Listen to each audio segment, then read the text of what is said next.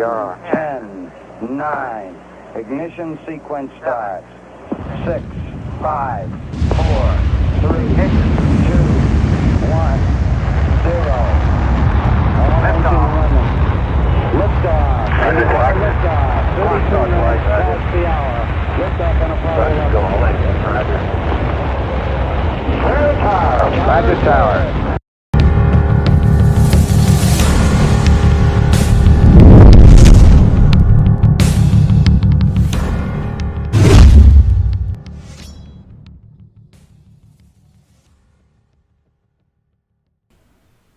Welcome to the Alien Pro Podcast.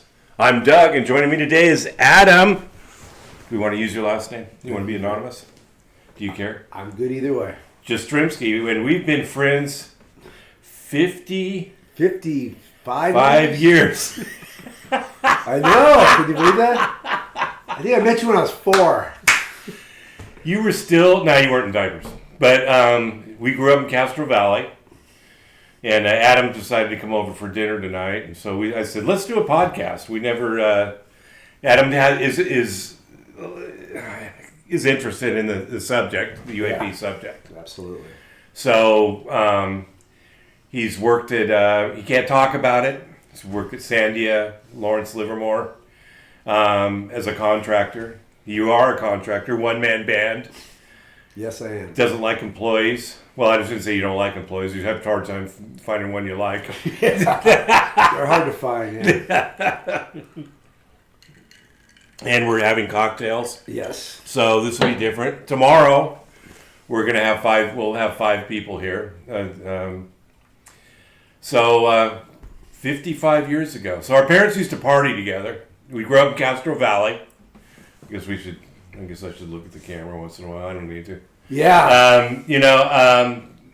Grew up in Castro Valley. It was a great place to grow up. It was. In the 70s. In the 70s, and they had the blowout parties. Yeah, we did some partying. I mean, I'm at a point now in my life where, you think about your career, and you're kind of like, I don't think your owners care.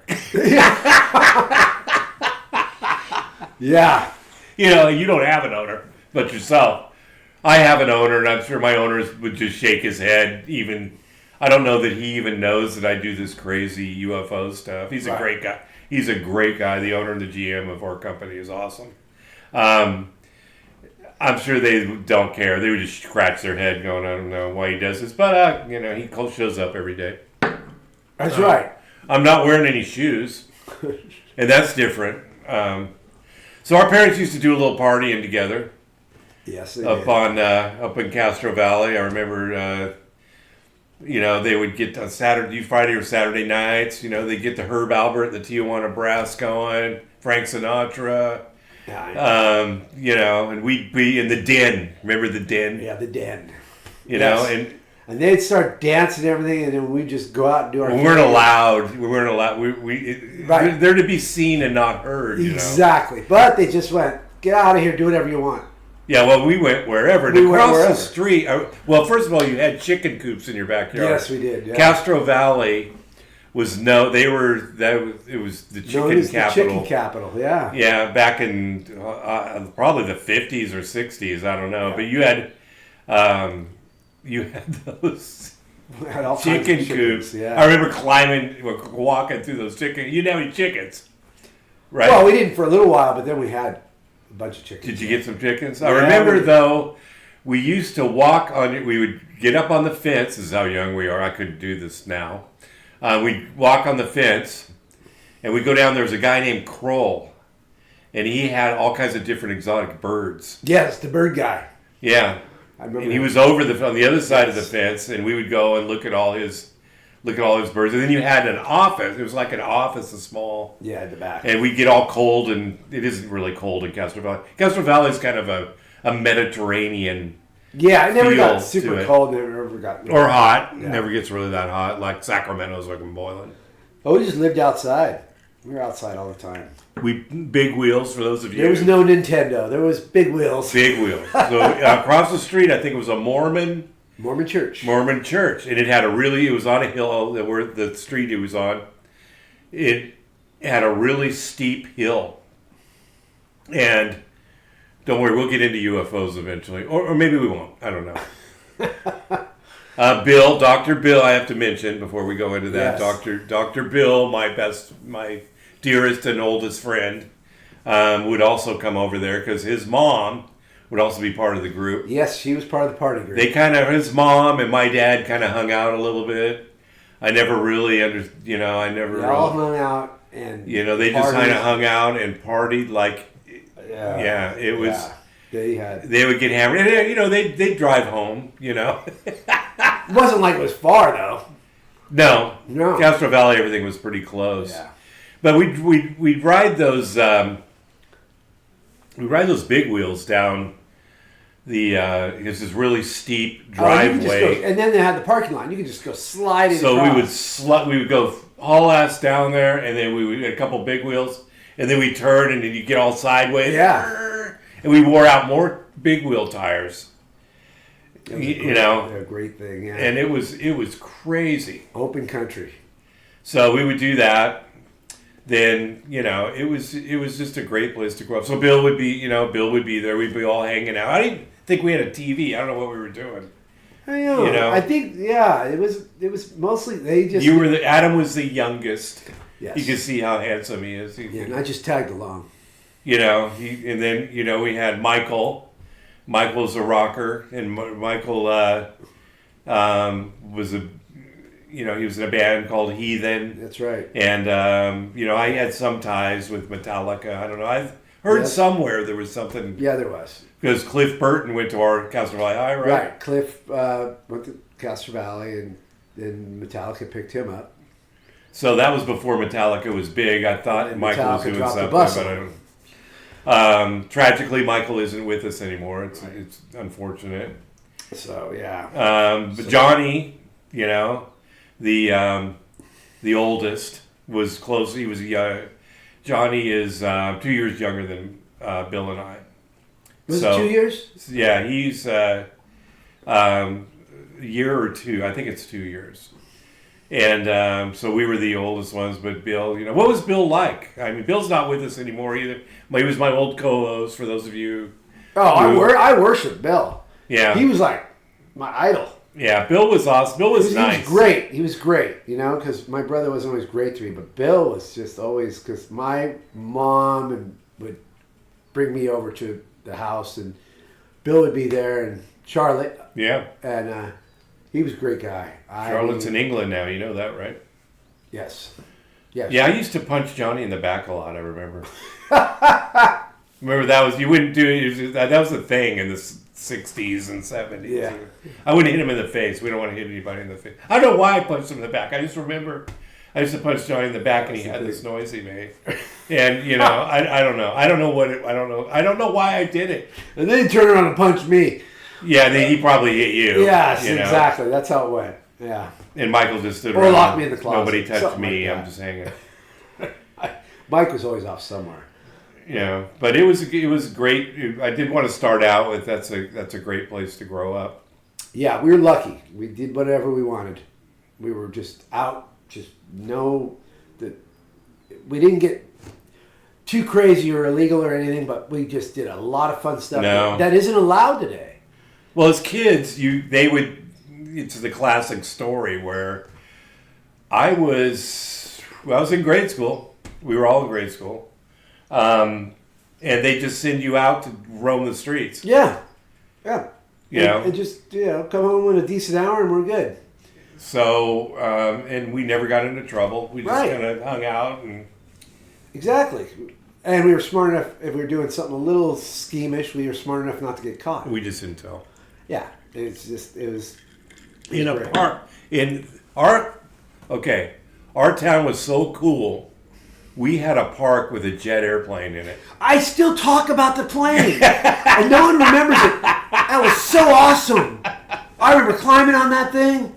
I remember it so sharp. You call it. They removed the engine. That was so awesome. And they removed all the avionics. I sat in the cockpit. Yeah, but nothing was in it. It was all hollow. Nobody seems to remember that. You had to be careful because I've cut myself many times on that. They didn't even care about it. They just cut it out real quick, and they didn't care about any sharp edges. So kids. Those are the good old days.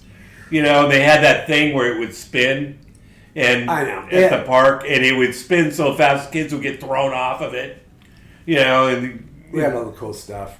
nobody got killed. No. It's amazing. Kids were being kids. It was okay. It was fun. And so that's why, we have to go out and do crimes. We had too much fun. Yeah, there's too many cool things to do. There's too many, getting in trouble. exactly. A lot of land. Yeah. A lot of open country, so that was fun. Good So times. as we grew up, we reconnected. So then Bill passed away, and I reconnected with Adam, which is great. Yes.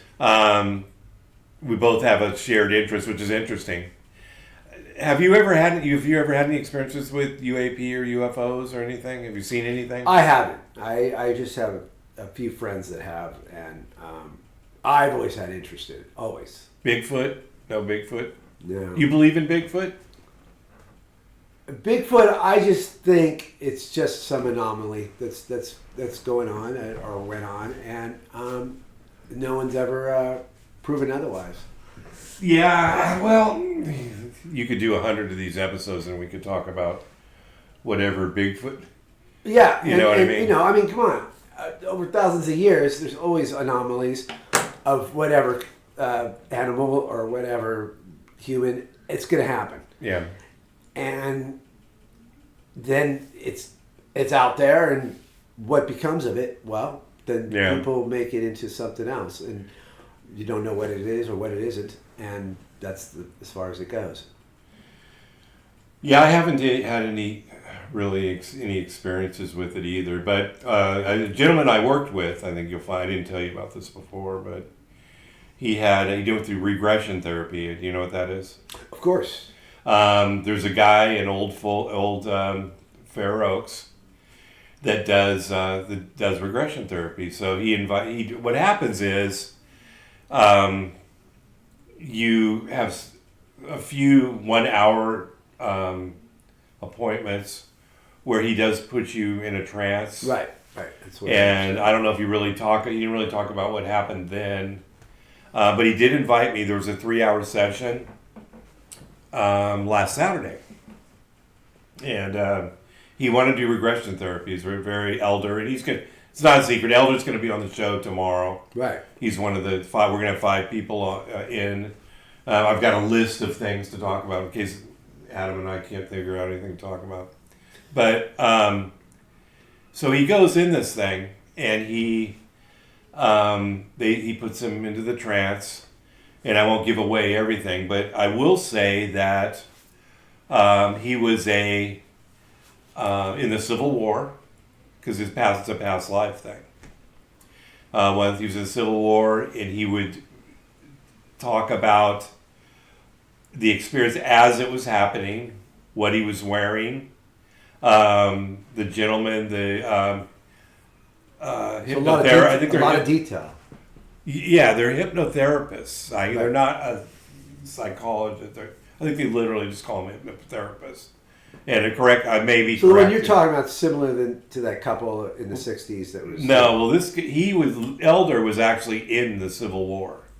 Oh, so I'm talking about, though, similar to the process of putting them under and... Yeah, that's what Betty and Barney Hill, they did those guys Betty too. and Barney Hill, exactly. And that's what anybody that would have an experience might want to go through. Yeah, because the brain will shut things down. So he went, one of the things, so he was in the Civil War, he was in Mexico in some kind of war, and he was also, the creme de la creme, he was in a USO, unidentified submersible object. He was picked up off an island, and he described the beings as being tall, large heads, large eyes. He was actually strapped in the USO. They picked him up off the island. They brought him underwater. The skin of the UFO actually turned translucent, so he could see the entire ocean. Really? And he could see the fish. And as they went down into the ocean, he wasn't scared. He wasn't apprehensive. So it was really interesting as he talked about this while I'm sitting there. Really? Yeah. I mean, it was bizarre. I mean, it was probably the most bizarre thing And he was under. Yeah, he was under talking Amazing. about it. It's amazing. I'm going to do it. I told Deb I'm going to do it. It's expensive. But you haven't had an experience. No, but he wasn't sure if he had one either. Right. He didn't know that he had one. That's pretty cool. But wouldn't you like to know what you have done? Like I said, the brain shuts these things down. But what about your past lives? Not really. That's a Don't different know. thing. Wouldn't you like to know what you've been? Yeah. What you were? Do you believe in past? I mean, it's been talked about, and I don't know a lot. I don't dive into it too deep, but I just think that that's a possibility, and if you can pull it out of your mind, that's great. And if it's available to pull out of my mind, I'd like to know. I mean, Yeah. but it's something that won't come out unless you dig deep into the brain, into areas that normally aren't touched. So let me run this by you. So I recorded it on You my did? phone. Yeah, he recorded it also. It wasn't secret. Yeah, the gentleman knew I was recording it on my phone, and he also recorded it. But when Elder would talk, you could barely hear what he was saying when he was under, but you could understand it.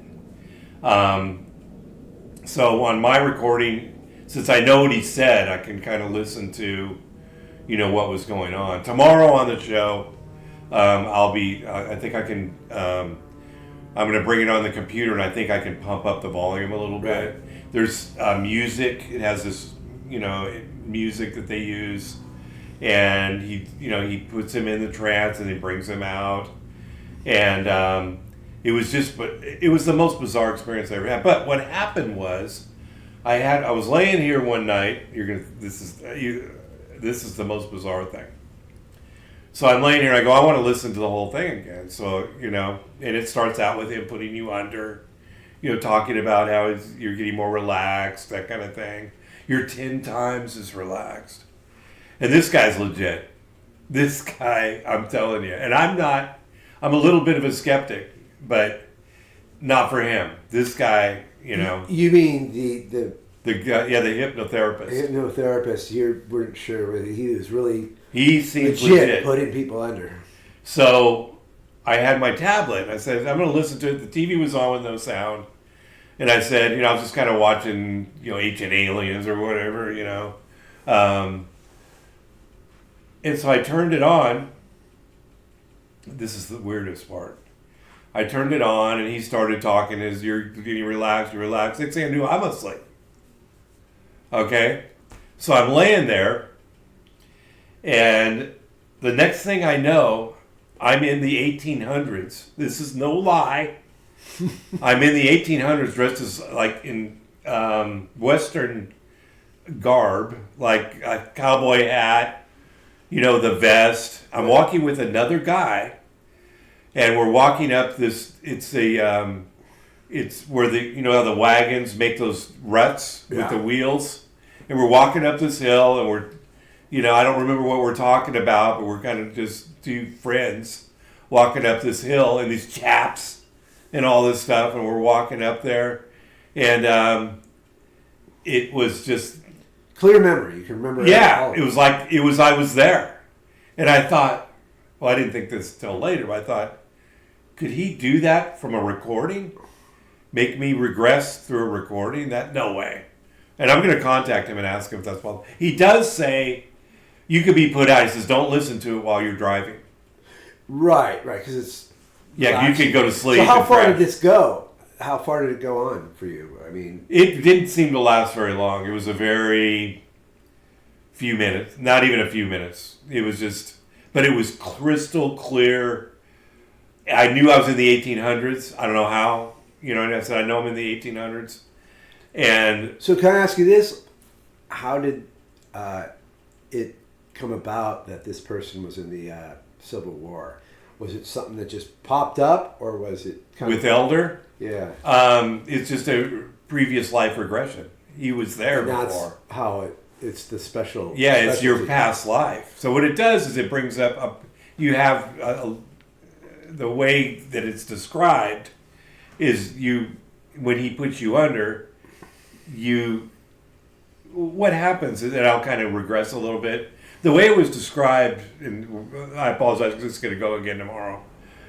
He puts him under, and he says what happens is he goes down some stairs, and he described that before we even got started. It was like an hour of discussing what's going to happen. Right. You're going to go down some stairs, as he did. He was describing that. He went down the stairs through 2 large metal doors. I know we weren't even going to talk about this. 2 large metal doors he would open. 5 more stairs, he goes down into a library. In this library, there's thousands of books. Right. He's to find his book with his name on it. Or the book with his name on it. He can't find his book. They try to get the librarian, I don't know how they try, but a librarian tries to help him. They still can't find his book. The hypnotherapist, and I'll talk about the name on the next episode, brings him out of it a little bit. Because he can't find his book. And what happens when he finds he described to us, once he finds the book, he puts it on a table, he turns the pages until he finds something, a picture or anything, and then he's to talk about what's going on in the picture, which is one of the past lives. Ah, okay. So, he can't do it. He can't open the book. But the hypnotherapist pulls him out of it a little bit and actually does something different. He described it, and he doesn't do the book, but he's able to get him to go into the past life era, which brought him to the first thing, which was the Civil War, the second situation, which was the Mexican War in Mexico. We don't know what. And with the Civil War, he doesn't lead him either. He doesn't say, "Are you in a war? Are you?" He says, "What are you wearing?" Right. He literally just says, "What kind of pants do you have on? What kind of shoes do you have on? What color are your pants?" He doesn't lead him at all. It's amazing. It was freaking amazing. And then, of course, the experience that he had, it brought that up later on. And as he came out of it, he talked about he was really groggy. He could dig the 5, 4, 3, 2, 1 thing. I tried it again because I literally a couple nights ago said I'm going to try this again and see if I can get it because I wanted this experience, you know. And all that happened was I fell asleep and then I woke up when he went 5, 4, 3, 2, 1, wake up. So I didn't have any that I knew of experience, but it was freaking amazing. It was just the most. And the other thing is that I talked to Elder about. He says I feel different. I feel more relaxed. He has, and it's kind of weird because after I did that, it's interesting because when I drive to work, I drive down Fair Oaks Boulevard the same way like you would go home. Fair Oaks Boulevard, and when I go right on Sunrise, if it's green for the cars coming across, I get a little anxiety. Like, I'm going to have to, because I got to get all the way over because I work in Cold River. So, I know, a hell of a commute. So, I get a little anxiety because I know I got to blend with traffic and then I got to have people let me in to get over. Because I do Gold Country or whatever. Yeah. I mean, if I miss it, I can go to Coloma. Coloma sucks.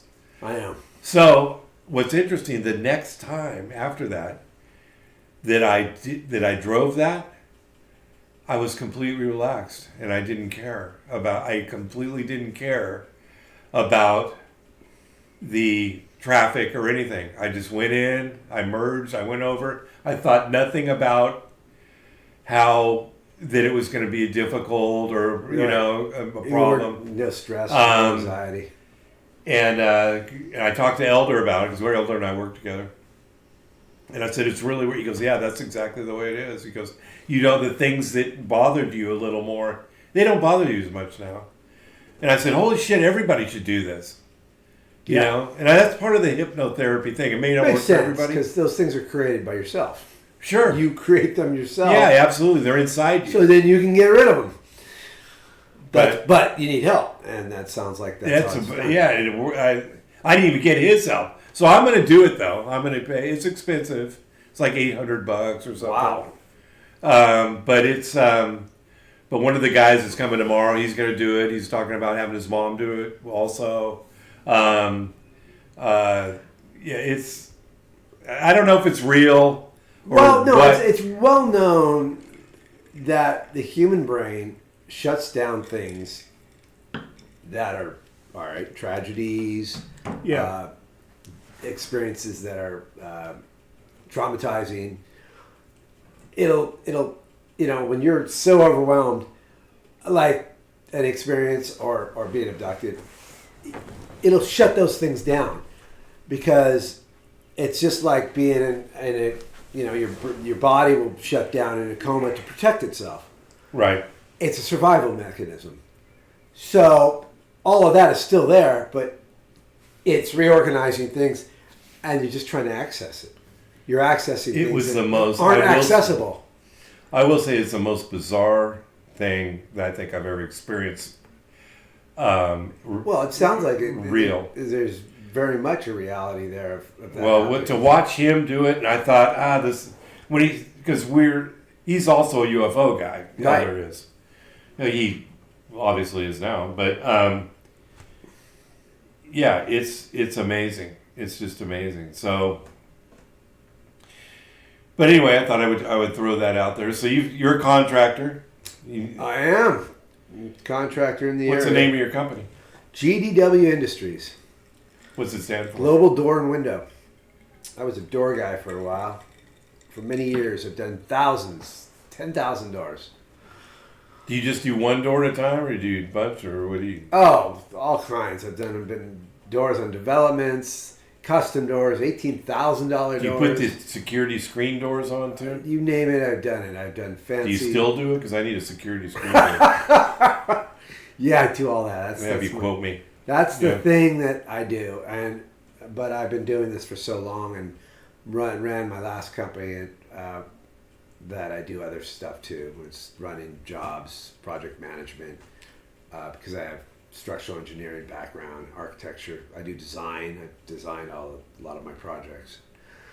Doors was easy though. That was very simple, straightforward. How come you don't go back? Are you still doing it, or? I am, but not like I did because I had contracts with a lot of vendors, and I worked hard to get those contracts. And I had 25 Home Depots, I had 10 Lowe's, I had Southern Lumber. I had all these different vendors, and a lot of employees, and so for reasons I mentioned, I moved on. So. You worked at now Sandia. Is that part of Lawrence Livermore Lab? Yeah, and I was doing construction management there, and yeah, they're all tied together with the DOD and the DOE. Basically, all works for the government. Like Lawrence has done the latest, which everyone's heard of, the latest in nuclear fusion. They made it happen, and that kind of stuff goes on at Sandia. And is it on the same property, or how does it? It's all in that area. It's all the lab. You come in the same way. I heard you go in the front. I heard Lawrence goes back. Yeah, Lawrence is bigger. Gigantic. Way Sandia back. is tied. It's hard to describe all this. It's tied down to the New Mexico area. Yeah, but it's in Livermore, right? Yeah, and it's tied to there's a lab down in New Mexico, and this goes way back, all the way to the World War II. I have a neighbor whose daughter works for Sandia, and right. She found out I do this podcast. She said, "Oh yeah, she won't be talking to you." I went, "Okay, well that's okay. I don't need to." Yeah. I'm not going to ask you to do anything. Well, no, and I would never say anything. So we do our thing there, and I'll tell you a little an interesting story about Lawrence Livermore. Of course, it's gigantic. Yeah. Bigfoot. So what happened was in the Pacific Northwest somewhere, they had actually captured a Bigfoot. Well, it had they brought it to Lawrence Livermore. Really? Obviously, we don't know. Whatever this was. Whatever. It was, to them, it was Bigfoot, a Bigfoot. But the thing, they brought it to Lawrence and they put it in this security area, and it was invisible. It made itself invisible, and it escaped the security area at Lawrence, and it was breaking up all kinds of offices and They didn't kill it. That the story went. They didn't kill it or anything. But I always thought about Lawrence is kind of a mystery to me. I mean, we grew up in the area. I didn't know anybody. I knew a friend of mine, Steve Savage, who's no longer with us as well.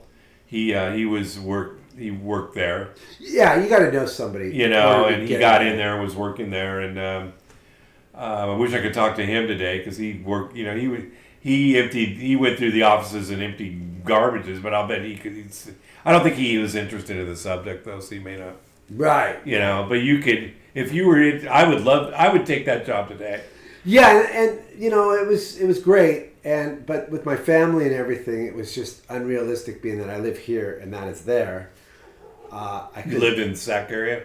Yeah, and then I started moving up and doing larger projects and more. Without disclosing anything, what kind of construction were you doing for them? Well, it's basically this, is you have all these people doing different things and they need labs built and they need this built and that built or something modified as things change. Yeah. And that's where I come in. And that's where, you know, they say, make it happen. Yeah. And then you get everyone involved to make it happen so that they can have their labs to do whatever they need to do. For this project or whatever. So you did the shell of the project, and they would fill it in with whatever kind of equipment they were going to use. Right. For whatever project. Yeah, it was way high tech, and so that's it. Basically, it's construction, and it was pretty cool. But you know, and the demand was obviously getting a little bit higher and higher, and you know, I'm pretty dedicated to my kids. Yeah. And so I made a decision. It's interesting you should mention that because Elder, during his regression therapy, the hypnotherapist in the end asked him what his regrets were, or if he had any regrets. Not what his regrets, but if he had any regrets. Right. He says he had 2 kids in each life. I don't know about the UFO or USO life, but in the war life. And he says his regrets were that he had to be separated from his kids and do this thing. That was his regret. It was interesting. You should mention that, but he had to go do these war things. Right. So he wasn't able to see his kids grow up, and I don't know. It's interesting how everything kind of ties in together. Yeah, and I didn't want to ever be one of those people that you don't see your kids. Do you believe in reincarnation? I used to really believe in it, and I'm kind of 50-50 now. Are you religious? Yes and no. I have my belief when you get to the edge of the universe, there's only one thing left. We had a guest on about 3 or 4 weeks ago they call it the afterlife. You're going to like the afterlife, Adam. In the afterlife, when you pass away, you go to another level of existence. And then you're actually in your best, you have a physical form, but it's... My belief is that at that point you're pure energy.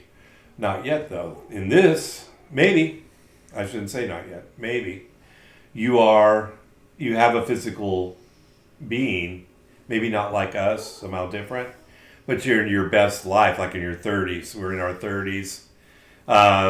We're not, in our older state. We could do anything we want, and they're not in a state where they do crime and things. They're just, you could have multiple women or whatever if that's what you desire. I think one's enough for me. I don't need more than one, but right. But but they have to agree. You don't just grab them like you're in the caveman days.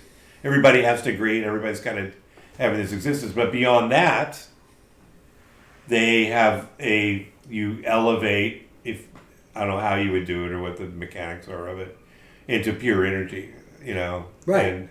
And so you don't really die. And reincarnation, when they say, according to this gentleman, when they say that you see the light, NDE, near death experience, right. According to him, the NDE is you were never going to die. That's just a state where you go to a certain point and then you come back. According to him, you come back into your beat yourself. You're right. Yeah. You never were meant to go beyond. They say, "Oh, I almost died."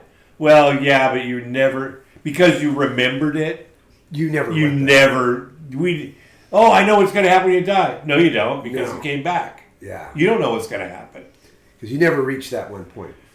According to him, is that when you get up, and I've heard it's not according to him. There's another story because I'm kind of watching this on. I have all these other things, but I had another gentleman that said that you get to a certain point, and somebody that is familiar to you, maybe Jesus Christ or a dead relative, Right.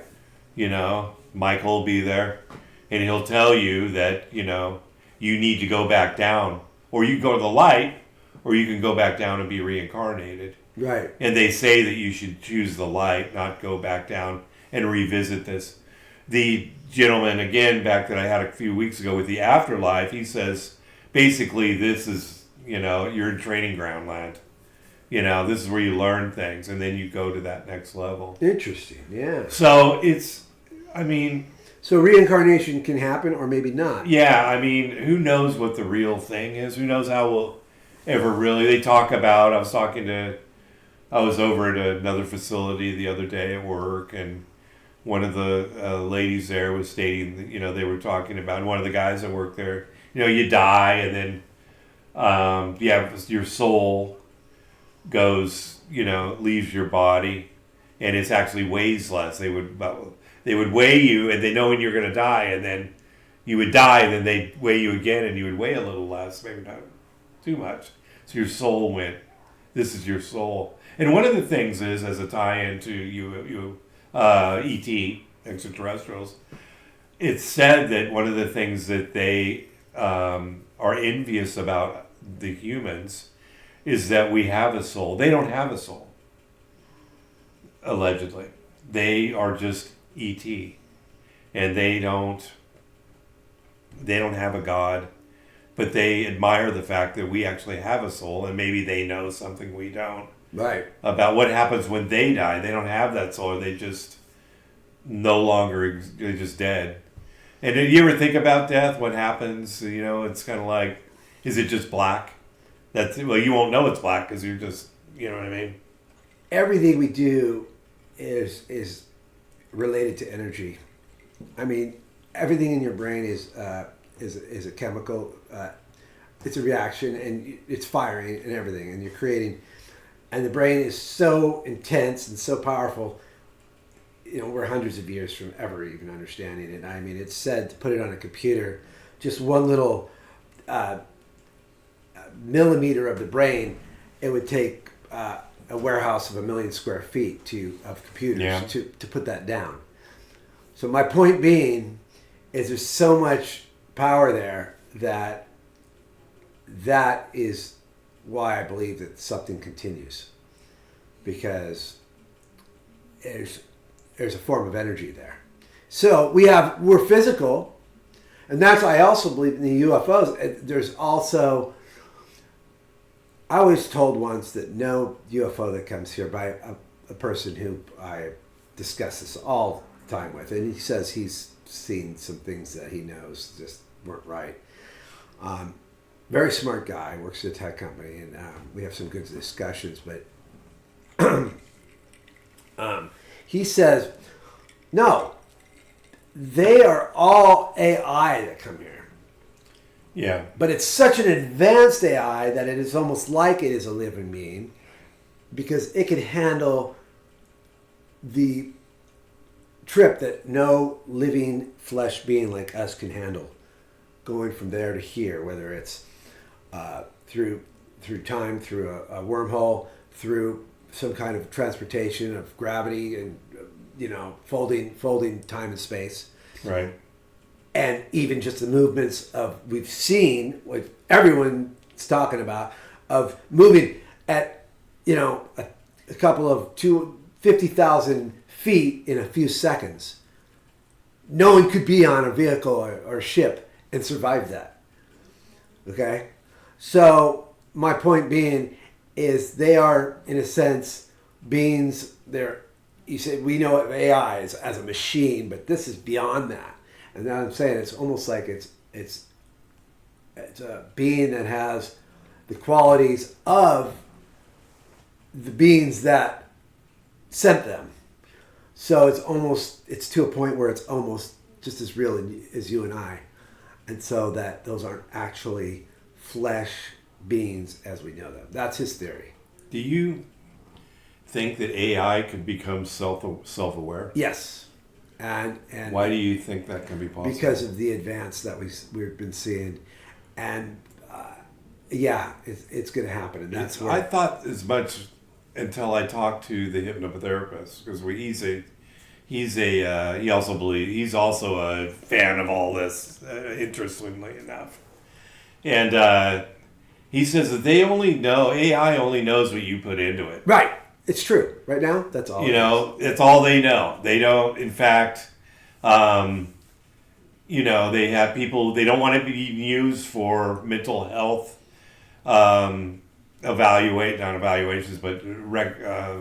advice.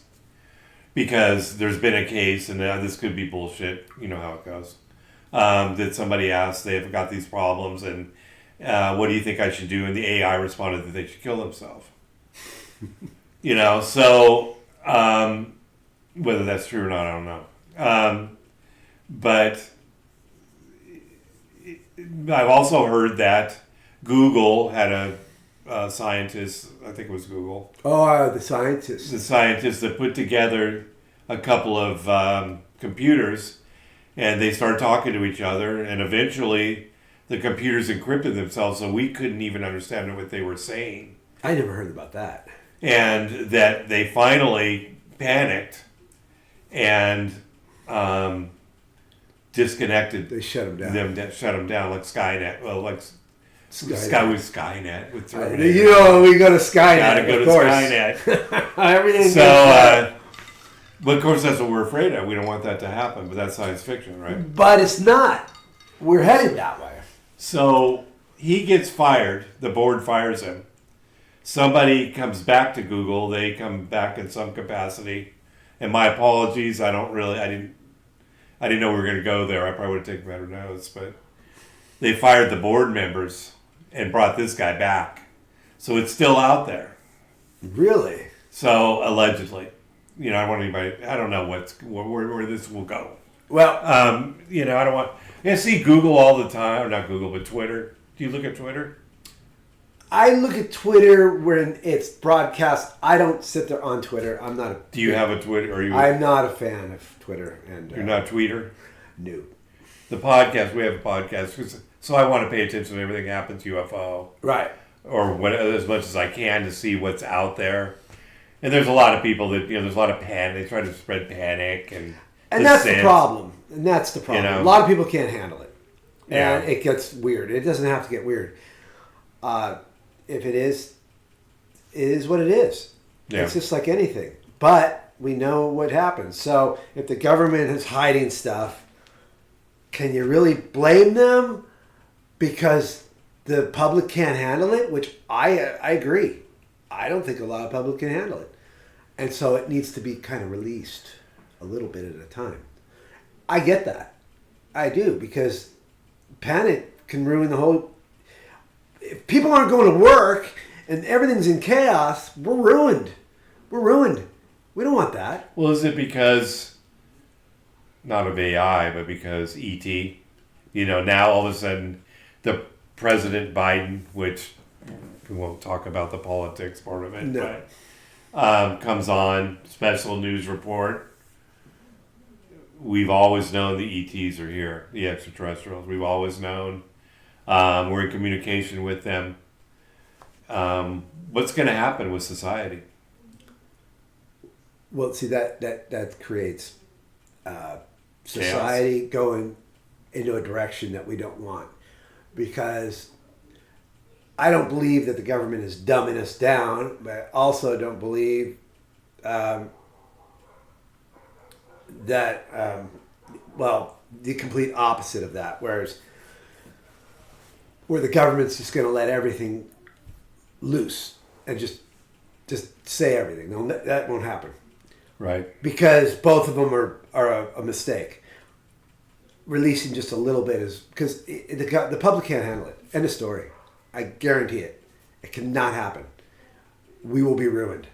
We will go into chaos, and our economic and our structure will crumble. Why do you think that? I mean, could you handle it yourself? Oh, ET's here. I can handle it, but it would affect me. Yeah. Could I go to work the same every day and do the same job? Probably not. I'm telling you. They're talking about people, pardon me, they're talking about people that they won't function, just like you're saying. They're like, what's the point? Right. And that's the whole thing, is if we want to continue this life we have, which is really pretty great. Yeah, it's not a bad life, is It's it? not bad. I was just telling my son about it, how we wouldn't have roads, and how I was on islands where there were no roads, there was no paved roads, it was all dirt, and we were going to the bathroom in a hole. I said, if we didn't have our structure and taxes and everything, we would be like that. We wouldn't be everything like the dream that we live in. Well, that's where it was head that way if we didn't have structure and organization, responsibility, and people focused. And if you bring all of that into the picture, it's going to create chaos. I'm sorry, it's just going to.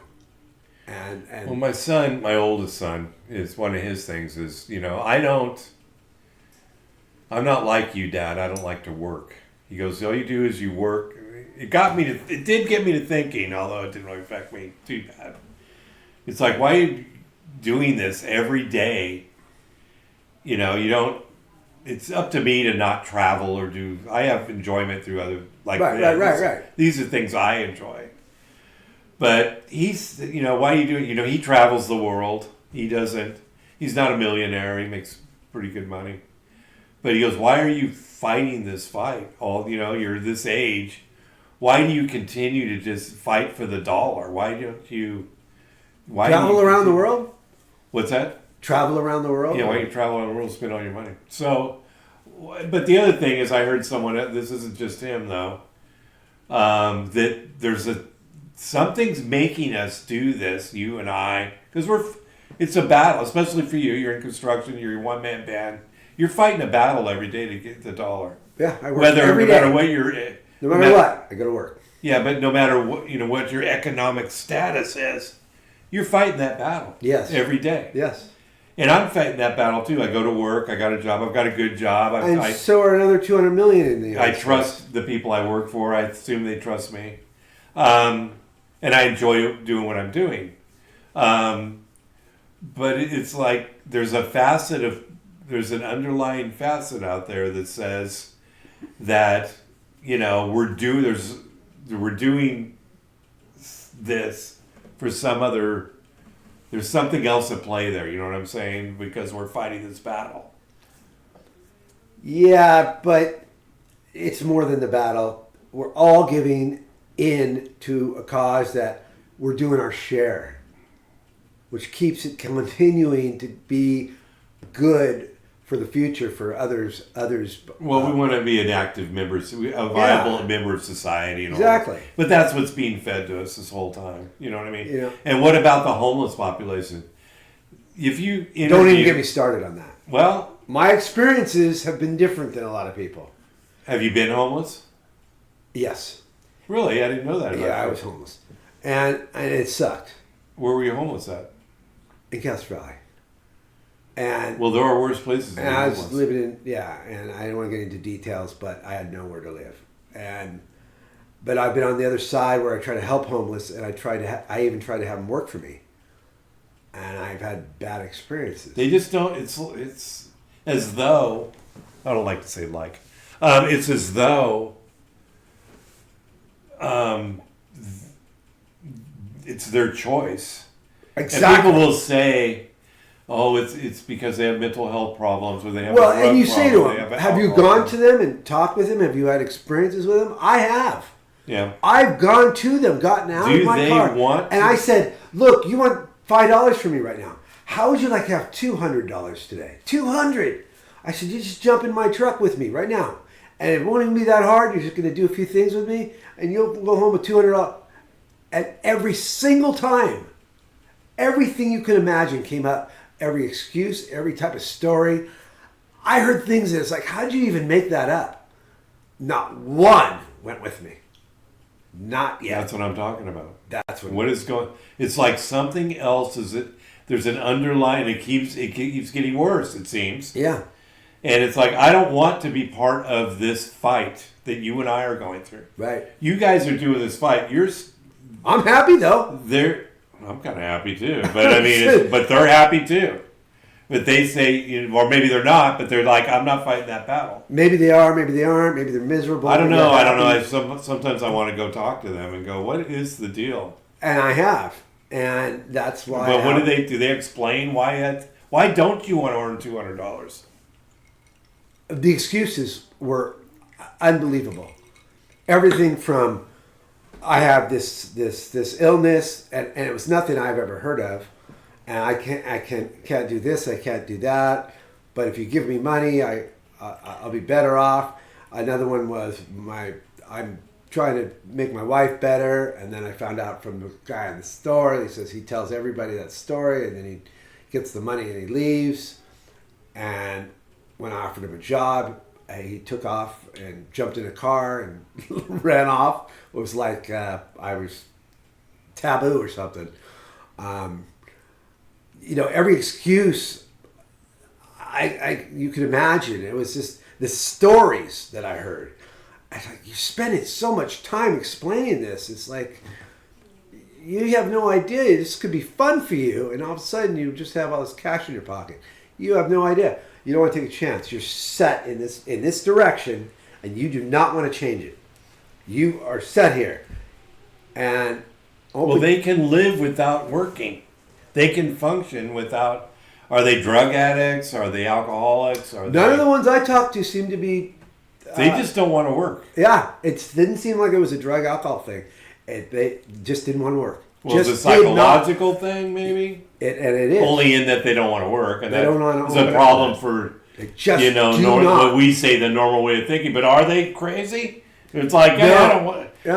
We work our asses off, but I don't want to live in a tent when it's stormy. I mean, that's the difference. And they had no problem. I don't want to be. I don't want to be wet. I don't want to be cold. I don't want to be too hot.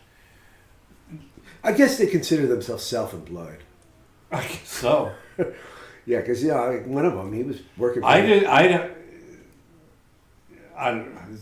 was working pretty hard in front of that auto parts store to convince people to give him money. So he's like a salesman in a sense. You might as well just go to work. That's what I think. You might as well just go to work. You seem like you're working pretty hard right now. Are they going to be able to do that W-9 though when they get on the payroll though? But it does cost. It costs the state money, which costs you money because there's taxes, and they're trying to justify paying for that. And then there's the argument. It goes on and on. And we were talking about this because of the chaos of the UFO thing, and how it's going to throw everybody off. And that's the whole thing. If it throws everybody off, that's a problem. Yeah. And I have to agree with that. I don't know. I'm just tripping about this, the homeless thing. It's kind of like they don't. A measure of them. I don't want to say the majority because I don't know really what the numbers are. I have to agree that it's not a simple answer. It's not. And, throwing money at them isn't the answer either.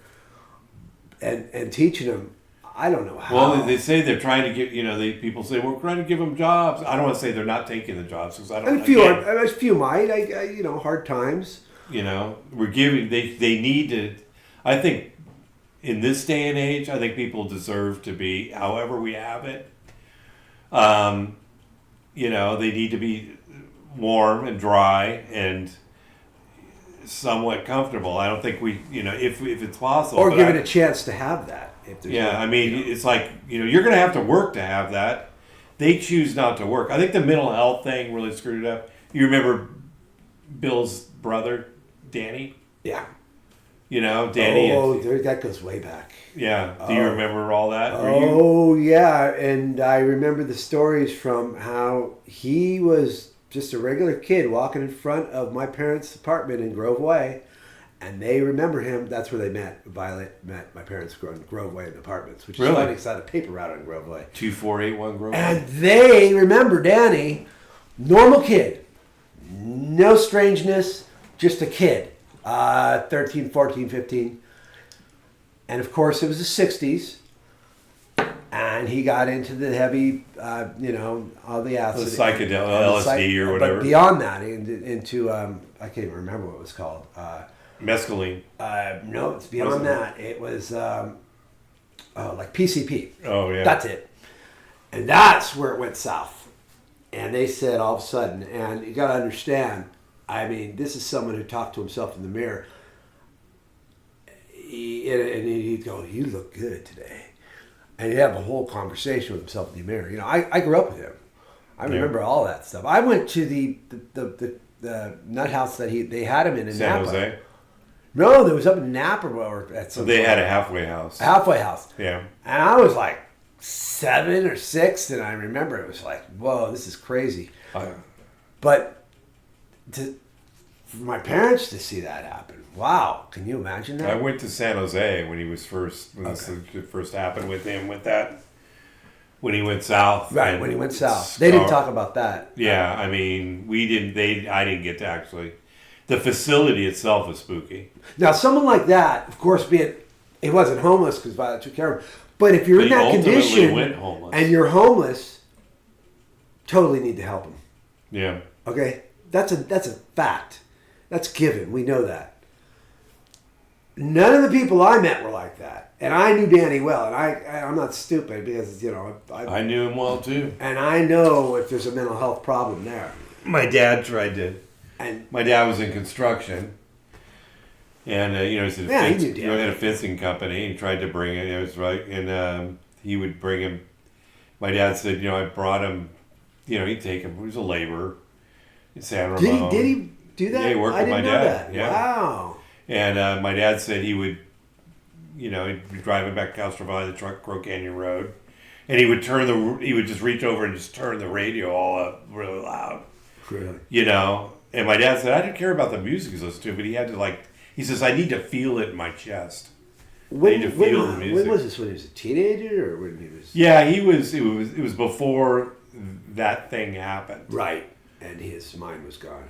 Yeah, and but he wanted to see. They were home. He put him in the halfway. They were in the halfway house. Right. Him and Brian Beckerleg was his friend, and they would wander the streets. And they would show up. I'd be at Bill's house. Wow. We'd be doing something. They would just show up, and then Violet would feed. Yeah. I don't know if she'd put him up, and I don't know what happened, but I mean, it wasn't that she tried throwing him out. They would show up, and they'd go in the house and probably eat something. And crazy 60s. They didn't agree. They didn't want to necessarily stay there, but they would just be walking.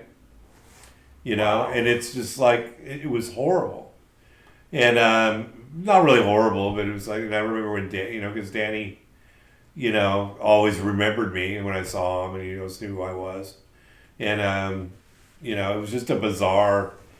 Yeah, he was. When I was old enough to talk to him, he was gone. I mean, but yeah, he was nice. Well, he was very nice. Very got nice. Violent bone in his body, which was kind of like always draws me into question. I wonder what the circumstances of that is, but right, that's a whole other thing. But my point is, okay, fine. We have people that have that. Right. If that's a situation, yes, of course, it needs to be handled, and there's a good reason to handle it, and that's understandable. But I have not run into anybody like that. I'm talking conversation like this going on, and these people just don't want to work. But he was like that too at that point. He didn't want to work. I don't want to work. But he was getting disability. And he was younger. Well, he was getting disability too. Right. So because of his condition. So he had just enough to. Yeah, but his condition was pretty tough. Stay in a house. He got a lot better though. What's that? He got a lot better. Well, he was all screwed up where he was catatonic in the beginning, exactly. And then he advanced to the point where he was functional, but that was it. Right. That's what I'm saying. He got a lot better where he could actually function. Yeah. He couldn't even do that before, and then that's when they'd come over our house and stuff like that. I'd see him, and he'd talk to you a little bit, but it would be kind of way out there. You wouldn't even know what he was talking about. No. We'd be all jumping all over. And I was like, okay, I got to go. I was a kid, so. Well, you know, we did the same thing. It's kind of like, there's Danny, you know, whatever. Right. Yeah. So that's and but I don't know. So I don't really. So yeah, that's interesting that you mentioned that, Danny, because that's another thing that we have in common, is growing up with and that was a serious mental setback. I don't know how you'd even describe it. I mean, it was about as serious as you could get for a mental handicap. Yeah, it was pretty bad. Yeah, I mean, some kids are born that way, but this was something that I would have never believed that it could happen to you by doing drugs. That scared the shit out of me. It worked. Yeah. You know what I mean? That's It's I was pretty scared too. I'm kind of speechless because I remember, I don't think about it much, and you just brought it up, and that's important. Yeah. A lot of people should see that, or kids, of what the reality of doing some hard drugs can do to you. Yeah. That's it. The brain can get destroyed as fast as it was created. Absolutely. Well, you ready to wrap it up, buddy? I am. Thanks for listening to the latest episode of the Alien Probe Podcast. We welcome comments, questions, or requests to alienprobepodcast@gmail.com. Visit us on Facebook at alienprobe.net. Website alienprobe.net. Twitter and Instagram at alienprobepod.